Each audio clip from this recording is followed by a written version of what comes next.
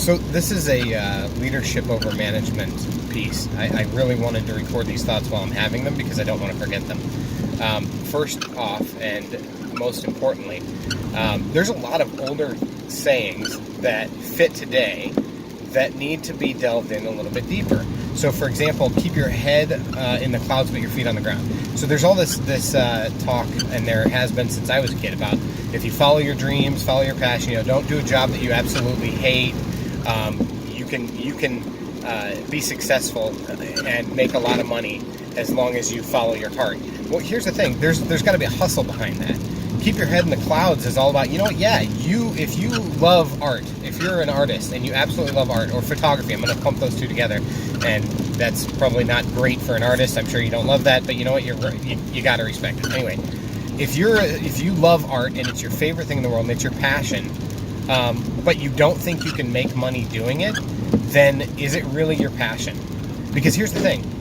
The only way to get better at a skill is to do it, right? My daughter's 11 years old, and she's always asking me, how do I get really, really good at this or that or the other thing? And my answer is always, you practice it. You don't become an NBA player if you have to have some natural talent, obviously, but anybody can be really, really good at anything as long as they practice it and really work at it. And if you're willing to do that, then you can be successful. So, yeah, you want your head in the clouds. You want to shoot for the moon. But the reality is, you have to be willing to put the footwork behind it. You have to be willing to do the work to be successful at it.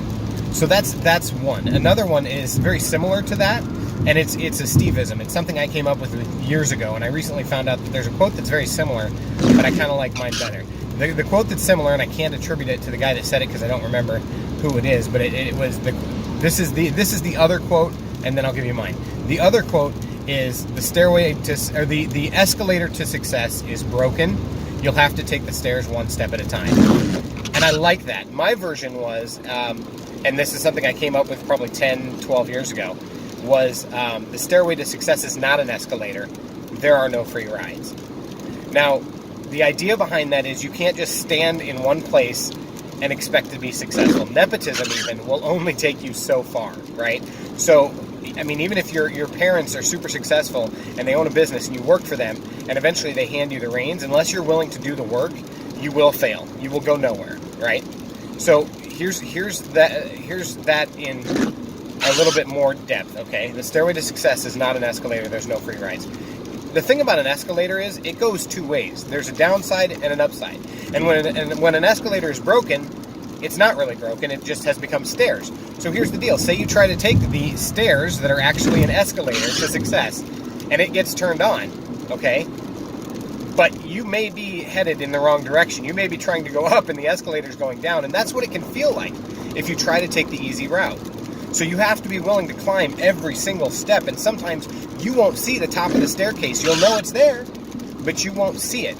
So you have to be willing to do the hustle every single day and put your best foot forward every single day, hard as hell, if you want to be successful in life. Now, this all sounds generic and general, but it's true. And it's a mentality that you have to adopt. You have to believe in yourself. Now, this one I will give. Yogi Berra said, believe in yourself. Sorry, scratch that. Yogi Berra said, if you don't believe in yourself, who will? That's another one that I thought I came up with, Googled it, and it turns out Yogi Berra said it first. And it's so true. Yeah, your mom and dad are going to believe in you, but they will, as part of their love for you, if they're good parents, they'll support you, but they'll also ask you critical questions that make you think that maybe they don't believe in your success. And it's not that.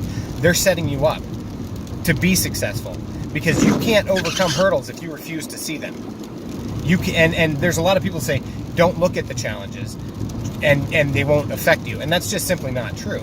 You have to see the hurdles. Whether you decide to go around them, under them, through them, or over them, you have to recognize that they're there.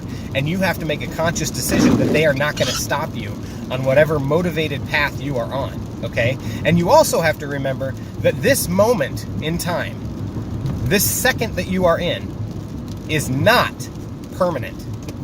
Nothing is permanent except for death. And every single day, we burn ever closer to that one permanent moment. And I know it just got kind of dark here, and I apologize for that, but it's so true. Time is the one resource that we do not have an infinite amount of. It's super finite, right? So what we invest our time in matters, okay? I was a huge gamer before I went to university, okay? I loved playing video games. I'd play it for hours on end. Now, I don't have time for that. And frankly, when I do have free time, I don't want to do it. I could be straightening up the house. I could be doing research. I could be reading a leadership book. You know, there's so many things that you can do. So my point is this, guys. The world is your oyster, but you have to be willing to work for it, and you have to make constructive use of your time. Hey, thanks for watching this. I really hope that you got some value out of it. If you did, share it. Thank you very much. Take care.